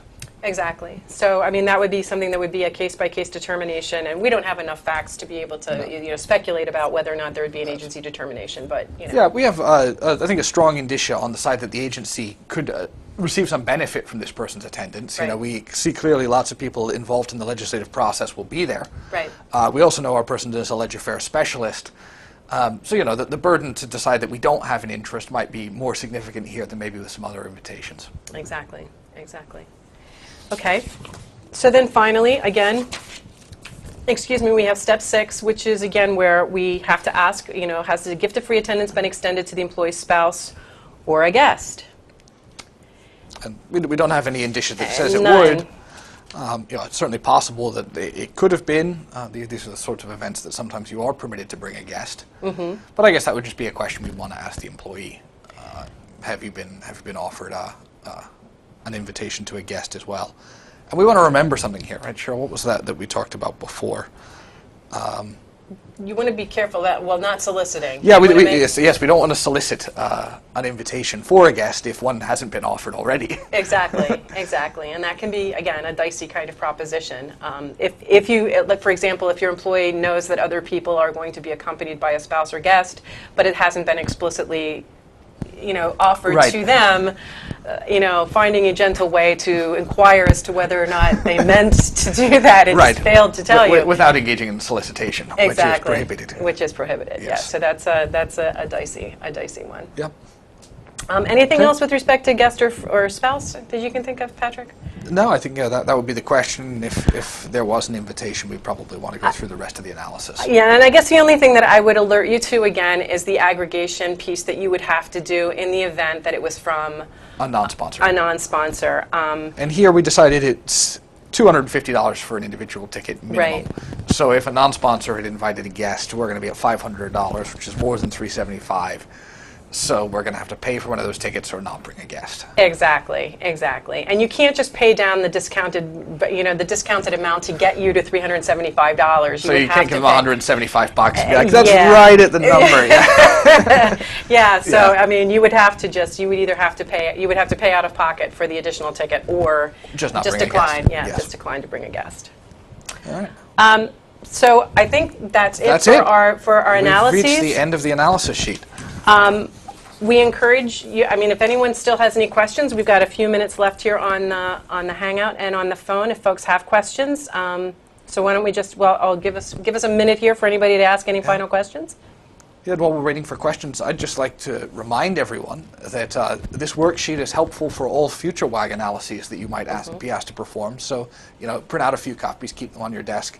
Also, those materials we provided you, those reference materials, extremely helpful. When you have questions, it's very likely that there is guidance in either those opinions or those other tools that will be useful to you.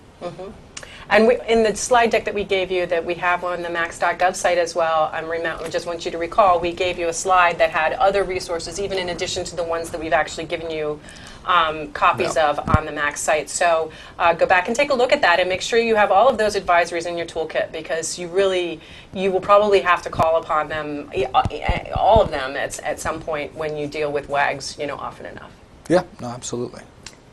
Okay, if we don't have any further questions, then I just want to remind everybody that next week we've got an introduction to gifts from outside sources. Yes, a very basic introduction to gifts from outside sources. So if you yourself or your colleagues are brand new to gifts analyses, we'll be covering the definition of a gift, the general prohibition, and we'll be briefly discussing some of the other exceptions to the gift rule. So if that's an area where you would like to develop, there will be an opportunity to do so next week. And then the following week, I'm going to be doing a session on something that causes a tremendous amount of confusion for folks, which is the interplay between the WAG authority and the travel and related benefits, payments from non-federal source provisions at now I'm going to it's 31 USD 1353, which is the GSA travel regulation. So please join us 2 weeks from now for that presentation. Yeah, and then the following week on August 28th, we have the virtual summit preview.